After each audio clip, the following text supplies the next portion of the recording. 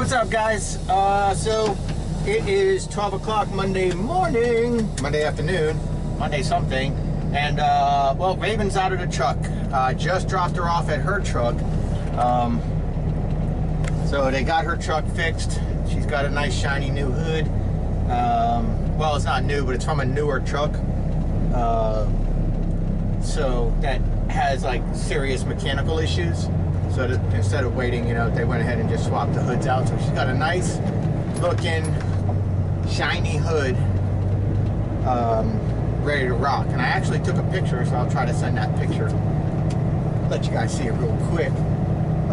So you might notice that her truck has green fenders and my truck has orange fenders. And some trucks have white fenders on the front. Some trucks have red fenders. So we talked about that in the other video. Maybe it was during the live stream. This company buys a lot of companies, lots of companies, and when they take over their equipment, they pretty much just remove their name and put, you know, their name on it, concrete name. Not Hollingshead Cement. So that's something that we need to clarify.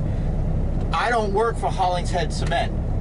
All right, I work for SRM Concrete, which is Smyrna Ready Mix. SRM, Smyrna, Tennessee, not Smyrna, Georgia, and not New Smyrna, Florida. It's Smyrna, Tennessee. And the owner of SRM is Hollingshead. That's the family name. So Hollingshead Cement is it's a company, I guess. I don't even know. But we drive Hollingshead Cement trucks, you know, the 18-wheelers and whatever, and we wear Hollingshead Cement shirts because, as I discussed in a previous video, we provide cement powder in bulk to our competition. So let's just throw a name out there, and I don't mean to say your name as in a real company, and I don't think there's an ABC Concrete in the Savannah area, but let's just say ABC Concrete, you know, has mixer trucks, and they provide concrete to contractors that are building pool decks and driveways and whatever. Well, they need cement powder, and we own the terminal here. We own 2 terminals here in this general area, and so if they need cement powder, they buy it from us. So either we'll deliver it to them in our trucks, or they might have their own trucks. Like Evans Concrete has their own trucks. Thomas Concrete has their own trucks. Platinum Paving has their own boat tanks. But even if they have their own, they might not have enough and have the ability to keep up with demand. For instance, if they have to pour 1,000 yards of concrete, which our mobile plants do every day. But if they have to pour 1,000 yards, that's 10 trucks. 10 of these trucks. Oh no, I'm sorry. That's 10 of their mixer trucks. So every 10 trucks, they need one of these bulk tanks, whatever, right? Is it 10 trucks? Hang on. 10 of their mixer trucks to do 10 loads each to get to 1,000 yards of concrete, because their mixer trucks hold 10 yards. So we provide enough cement on average, depending on the recipe, to do 10 mixer trucks. So if they have a 500-yard pour, then they're going to be running 50 loads in and out. So they're going to need 5 trucks. You see what I'm saying? They need 5 of us to come in.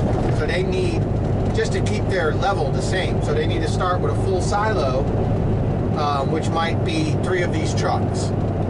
So they're going to run through those 3, that silo, and they're going to need 2 trucks to finish that job. But then they're going to need more trucks to top their silo back off. But to finish the 500-yard pour, they're going to need 2 of us to come and keep their silo going, or they'll run out with, you know, a significant need for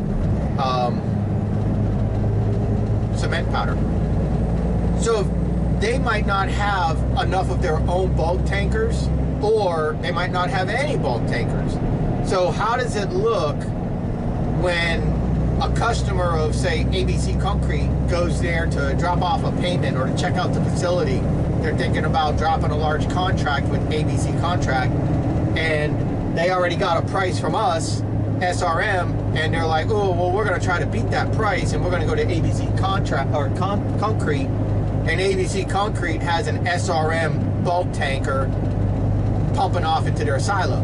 It's going to look like racketeering. It's going to look like, you know, we're setting a price, and then we have all these little companies under us that are, you know, now coming in at a lower price. That's illegal, by the way. I believe that's racketeering. Let's just say SRM Concrete owns 15 little companies. Let's say, and they don't change the name or the ownership or anything like that. They buy them out, or they make a handshake deal. Hey, we're going to come in at $300 a yard. That will make it where the market's going to go up. That's racketeering. You can't do that. That's illegal. Not just a sick bird as in an illegal, but that's illegal. You can't do that. To avoid that appearance, SRM uses the Hollingshead Cement name on our trucks, on our trailers, and on our uniforms, on our shirts. So, but I'm an SRM employee. Smyrna Ready Mix, SRM. Got that figured out now? Alright, so appearance is important. Apparently. See what I did there? Apparently, appearance is important. It is. Thank you. So, yeah. So, when they buy all these different companies, back to the point that I was making, they don't necessarily repaint the vehicles at all, ever. They take over those vehicles and remove their name and DOT number and put our name on it. So they'll either put SRM Concrete or SRM, the company SRM name, you know, the initials SRM Concrete with the DOT number for SRM, a sticker on the door, and remove their name, or they'll put Hollingshead if it's a bulk tanker like this. So that's why the colors of the trucks that they buy. This truck came from a company called Elite. Their colors were white and orange. So this truck is white and orange. Sweet Gravy was that they bought us. The Southeast Ready Mix was white and green. So like Walter's truck, Raven's truck, a lot of my friends, they're in white trucks with green fenders over the front wheels, such as Raven's. But it's got the SRM name on it. And then the red fenders in the front is SRM's colors. So when SRM buys trucks, their own trucks, they're red, white, blue.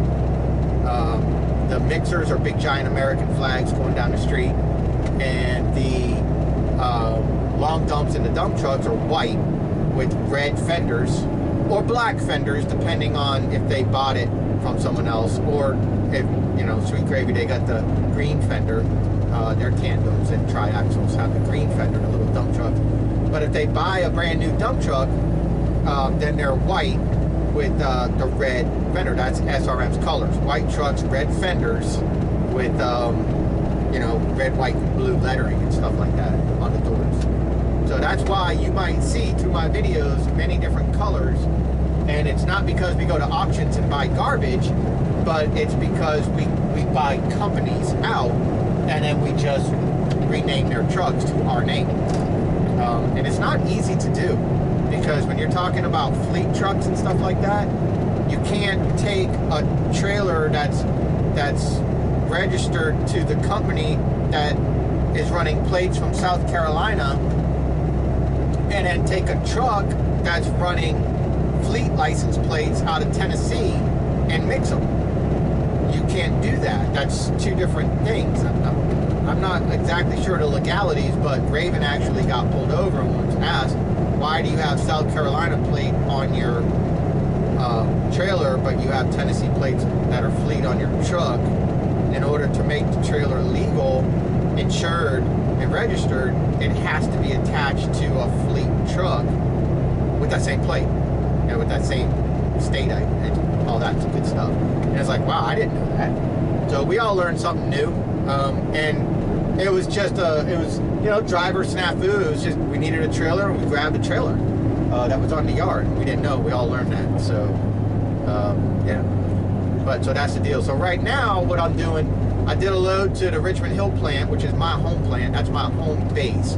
Now, Michael Skidmore, you left me a comment. You asked me a question. What terminal do I like to go to better? Garden City, Florida, South Carolina, or Richmond Hill?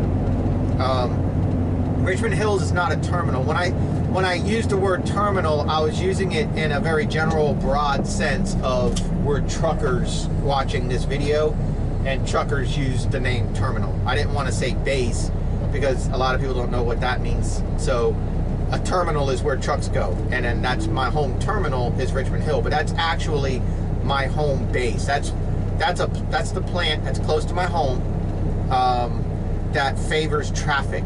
So in the morning, there's no traffic going to work, of course, at 4 or 5 in the morning.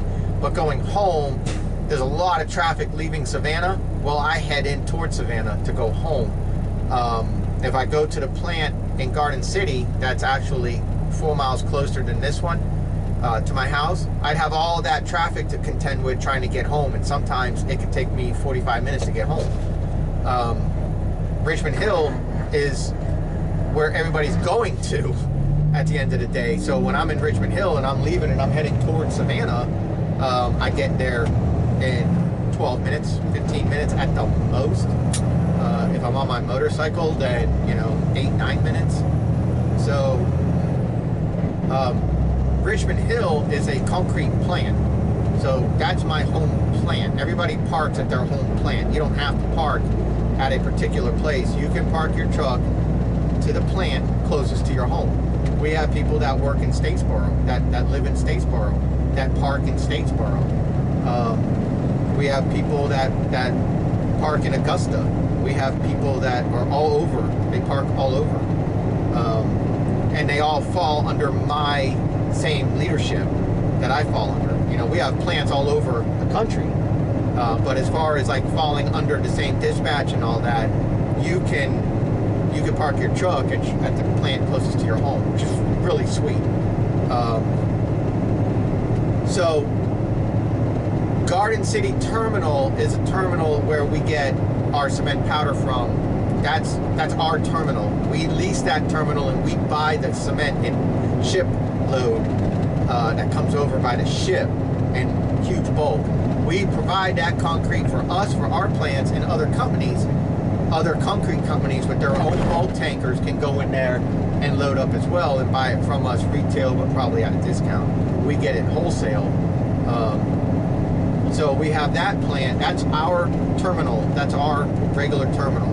So if I say I'm going to the Garden City terminal, that's our terminal. We also have another terminal that's about 5 miles away from there. And that was the terminal that the company I worked for previously owned. And when this company bought it out, they had that terminal shut down for a little while. Now they just got it fired back up.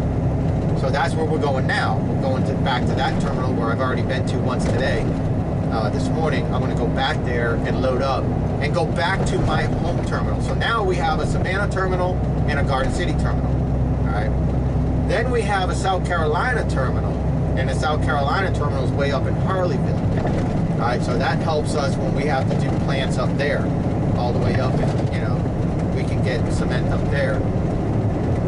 And also, we have plants up there, and we have drivers up there that fall under a different dispatcher and leadership, and that's where they get their material from. So we could go there. There's also Holcim, Holcim, I believe it is, which is 3 miles from the Argos plant in Harleyville in South Carolina that I'm talking about. So there's 2 plants way up there. I don't really like going to those plants. They're very congested. It takes a little bit longer. And then we also have the ability to go to a plant called Titan, which I showed you guys Titan, where we have the jackknife in the last video I uploaded. Or maybe we were live. I think that was live. Titan is fine to go to. That's down in Jacksonville, down by Butler Ave and Phillips Highway, down in like South Jacksonville area. So there's that plant we go to. So that's 1, 2, 3, 4, that's 5 cement terminals that I can load up from. my favorite one to go to, that if you know, is just the Garden City one. It's easy. It's self-help. You don't have to wait on anybody. Just the truck in front of you. There's 2 lanes to go to. If both lanes are rolling, you usually can get in and out in 10 minutes, and you're off to your next job. Now we also get fly ash, and we get fly ash from electrical power companies, you know, like Georgia Power. I don't think we get fly ash from Georgia Power though, but we do get it up north in South Carolina. There's some plants up there, coal-fired plants, electrical plants that use coal to make electricity. Well, that coal burns off to ash, and then we get that ash, and that ash is a part of concrete recipes. So oftentimes you'll see 2 or 3 silos at a concrete plant in my videos. 1 or 2 of those silos is the cement powder that I fill. 1 of those silos might be ash. And ash is a filler. And sometimes you use ash to save money on the cement powder in the recipe. Kind of like, you know, a hot dog has maybe this much meat and the rest is byproduct bullshit, cow balls and donkey dick, whatever, you know, whatever you can't sell at the butcher gets ground up into sausage and hot dogs. So that's a filler. So ash is the same thing. So coal-fired plants that are burning coal, the ash then gets used in construction, which I did not know that. God, I hate this clutch brake until I started working here, and now I know that. Very rarely do we deal with the ash. We usually have a contract to bring the ash to our plants because we're just so damn busy. You know, we don't use ash nearly as much as we use cement. So, and we're so busy with providing cement for our own plants, but then also our customers that have their own cement plants, but then also our customers in construction that are, you know, putting it in spreaders and prepping the ground for construction, you know, for building and stuff like that. So I showed you guys that in Sunday's video that I uploaded. There's I think it's something about pig in the title, so just check that out. And I show you a pig, what a pig is, and a spreader. So I show you a pig and a spreader. So those are contractors, you know, big companies with their own spreaders, or they rent them, they lease them, they rent them, whatever. Those guys, you know, need cement too, and we're gonna provide the best price because we have the terminal. So, you know, we get it wholesale. So, you know, we have a lock on the market. It's pretty amazing what this company has done. We got like 400 plants. If you go down the, and there's no secret, I'm not giving away any secrets. If you go to the SRM website and you look up their plant locator and you start scrolling down, if you start counting the plants per page, and then you have to move the page and then count again, and then count again, it's like 20 per page, and then you have to scroll, and then you can count 20 on your screen and then scroll. I did that, and I figured, okay, there's about 400 freaking plants. Excuse me. Not every plant is active. Some are idle because, you know, you buy a company out, and you buy another company out, and that company has a plant right next door to a plant you're already running. You might let that plant sit idle for a while. So we got some plants that are idle, but this company does not buy another company and then lay you off. They don't do that. So if you're watching this video and you're about to get bought out by SRM, relax. All right, relax. They're gonna come in. They're gonna have a meeting with you. You're gonna meet the owner, Mike. You're gonna meet the president, his son Jeff. You're gonna meet the general manager. You're going to probably meet HR. They're going to have a big meeting, and what they've done in history, and what I suggest that they're going to continue to do, I suppose, everybody that gets paid an hourly wage gets $1 a raise. If you don't leave, you get $1 a raise. The day that they take over, you get $1 a raise, $1 an hour raise, right off the bat. Okay, so that's pretty cool. You're going to do the same job. You're going to pretty much answer to the same people. Nothing's going to change, really. Don't listen to the rumors. Pretty much nothing's going to change. You're going to keep providing material to the plants that you've been providing material for, whether it's cement or rock or whatever. You just might start providing material to some other plants too that you didn't know that even existed. And you're going to get paid more money to do it. The insurance is amazing. Somebody asked me if I could go into a little bit of detail about, and I've been dying to talk to you guys about all this stuff, but I've had Raven with me all last week, and it doesn't make for good video for her to just be sitting there picking her nose while I'm running at the suck over here. So somebody asked me if I can go a little bit into like some detail about the differences between this and that dump truck and this. This is a Class A license, but you don't need tanker endorsement. So not for bulk, dry bulk like this, but you do need your Class A. So yeah, there's a bump in pay for that.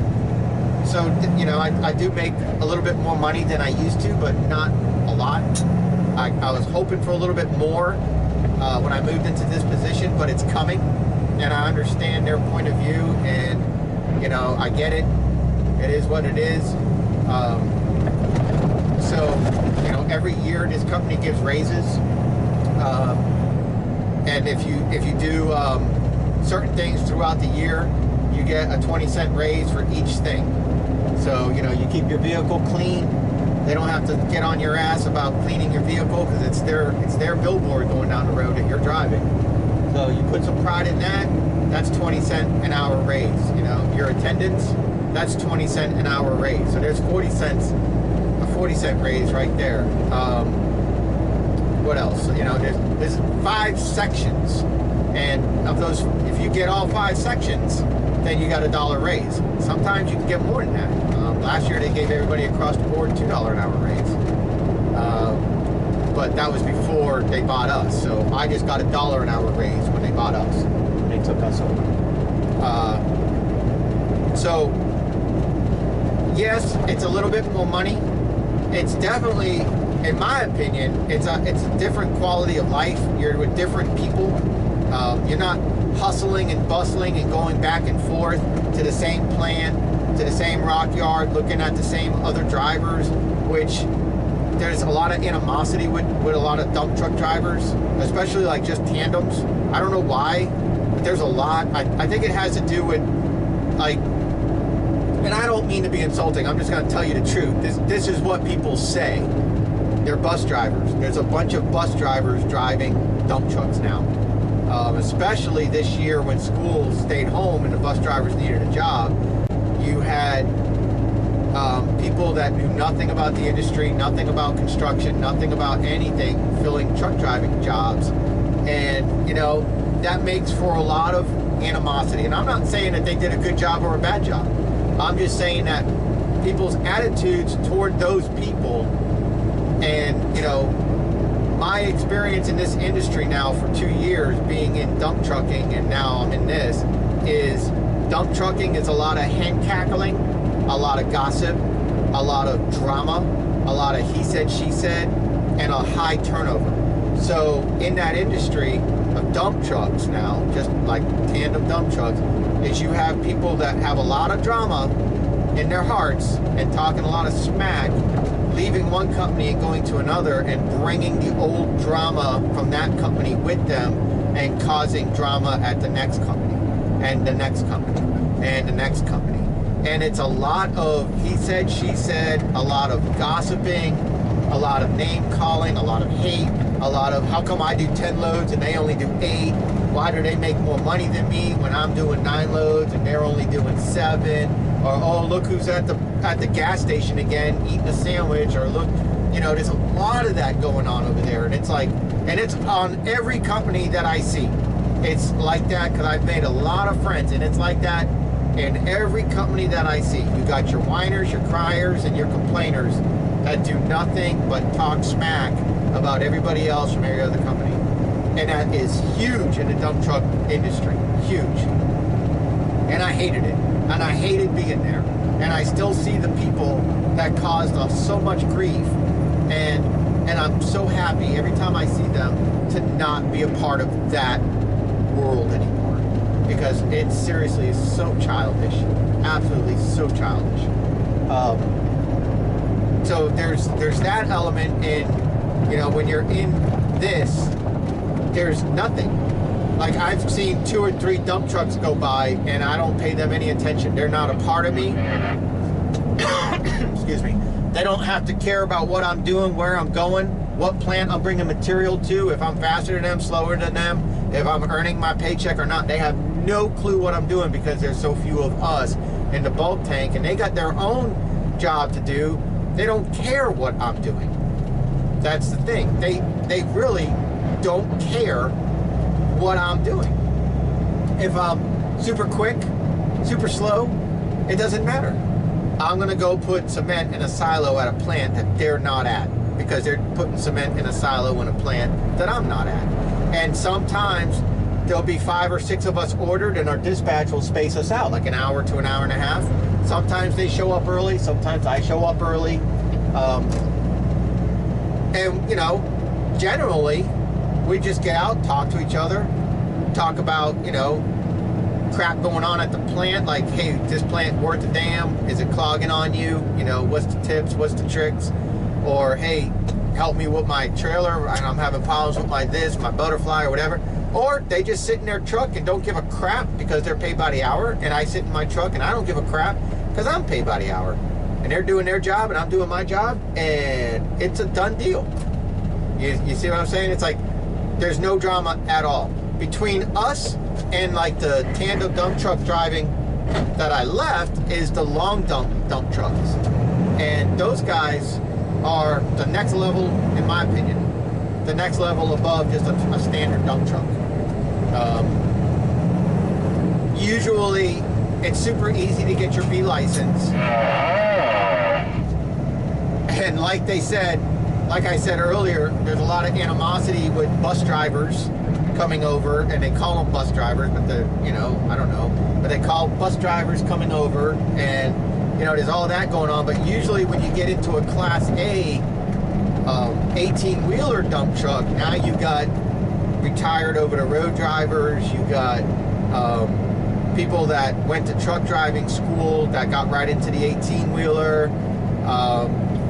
You know, it's a little bit different. Oh shit, I'm going the wrong way.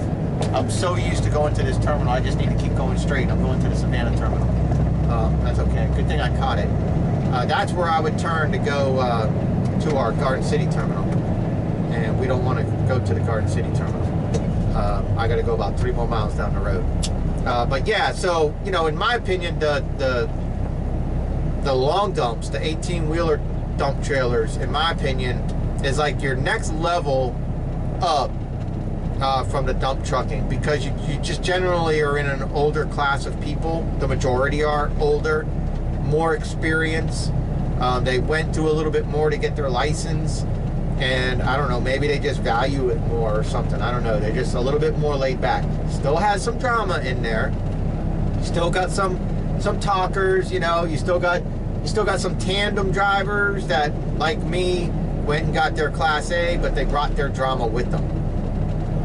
And, you know, everybody has that in every company, and it's unfortunate, but hang on, I'm going over railroad tracks. I can't switch gears while I'm going over railroad tracks, supposedly. At least for your test, you're not supposed to. But that's a very slow moving train track right there. I'm at the end of the track where they go into the paper mill here. But so no train's gonna be coming on me at 70 miles an hour, but still, you don't shift gears over railroad tracks. So there's a little bit more pay, there's a little bit better quality of life, Mike, in my opinion, and I like this job better because regardless of whether or not I ever see another person in a dump truck or in a dump trailer while I'm doing my day, all drama put aside, all that doesn't matter. It's still, I might do 2 or 3 loads in a day, and I might do 1 load in a day, but I might go on a 3-hour drive and do that load, and then load up at one of the plants, either in Florida, like we did in Jacksonville, and then bring it home.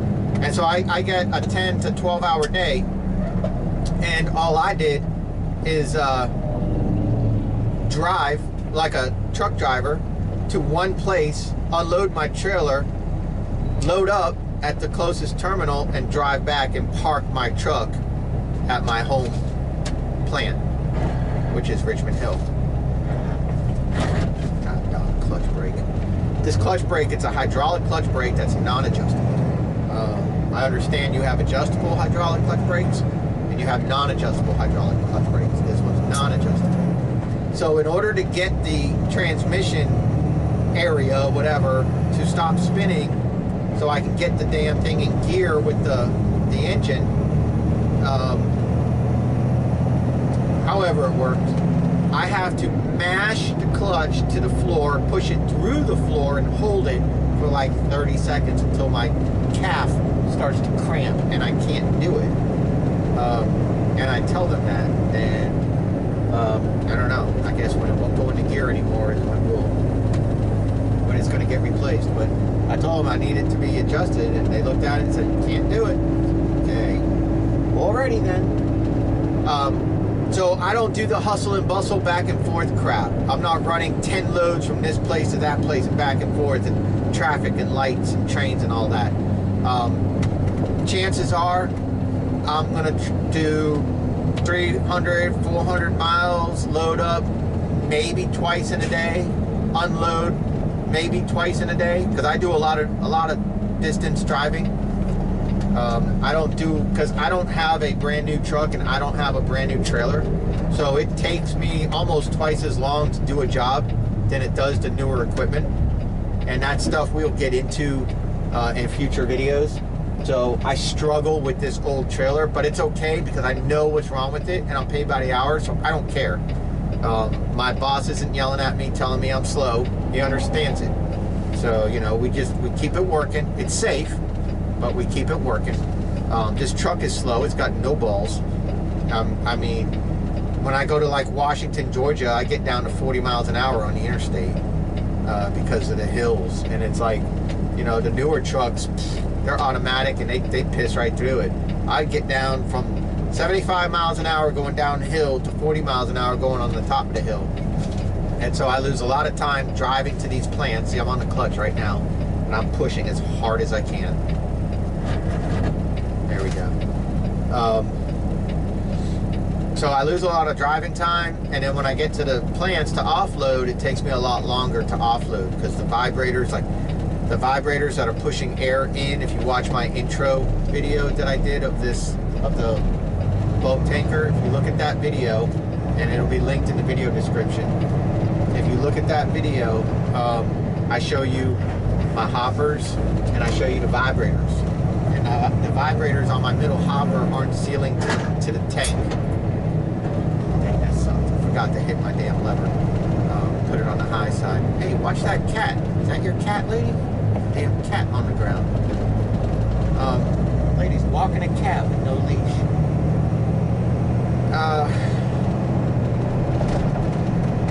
What the hell? I forget what I was. Oh, the vibrators won't seal. The 3 vibrators on my middle hopper, they won't seal. So when I pressurize my tank from the back hopper vibrators and the forward hoppers vibrators, and it pressurizes the tank to push the product out, it backs the powder in through the vibrators and into the hoses that the air is supposed to go and vibrate. And if you can't vibrate, then it's like putting flour in a funnel.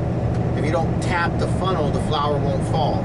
The vibrators are the same thing. So you have cement powder in a funnel and it won't fall. So I catch a lot of hell trying to unload my crap. A real pain in the butt. But here I'm at the terminal now. So let me spin you guys around so you can see. The terminal uses bags. We're not right at the waterway. So the bags get trucked here from the terminal where the ship comes in, and they come in these bags. So we get bulk cement that's not bagged, and a big auger pulls it out of the ship, and it's conveyor belted into many different silos at our Garden City terminal. And then we also have ships that have bags. So I am gonna kill the battery real fast, or kill the camera real fast, and go up top there and open my hatch. I'll be right back. Guys, let's get out of here. 1 o'clock. We'll go put this one in the load, or put this load in the silo, and probably call it quits for the day. Maybe get a preload for tomorrow. It depends how quick this goes, and you know, make sure I don't have any problems offloading, and depends on what my boss tells me I'm doing tomorrow. Determines whether or not I get a preload tonight. Now, I got this up out of the way, I hope. I got that moved up. That's my dash cam. That's an 8-man, like a monkey, an ape. It's an 8-man dash cam. That thing's recording 24/7, big fish bowl. Every day, that thing's recording. Day and night, 24/7. And it's on a memory stick. So it loops after, I think, like 24 hours. So it starts over. So if I come into work tomorrow morning and there's something wrong with my truck, I can look to see if somebody came in the yard. They also have cameras at all of our yards, so they can see that for themselves. But I can look to see if somebody in particular approached my truck, because there's no way to get to my truck unless you come from the front.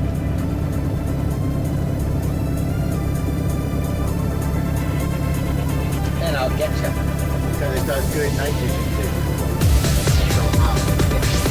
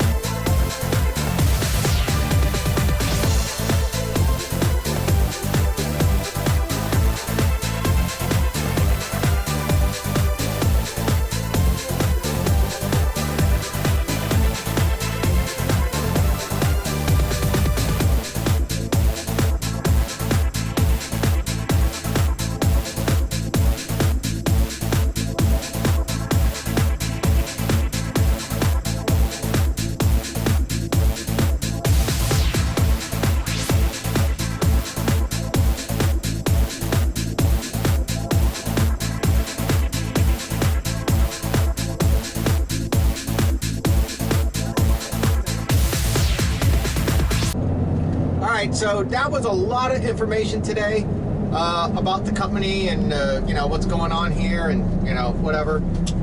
So hopefully that answers some questions, but I know you guys are going to have more. So please leave questions in the comment section. You know, I always say to people that, like they say, how do you know how to make a video? Like, how do you know what to do? And I'm like, my comment section determines content. So if you guys have questions or anything like that, shoot them. I read every comment. I might not answer every comment, but I read every single comment. And, you know, every morning when I wake up, it's the first thing I do. I go through and I read all the comments, and then throughout the day, I answer them as I think about them, and come up with the answers.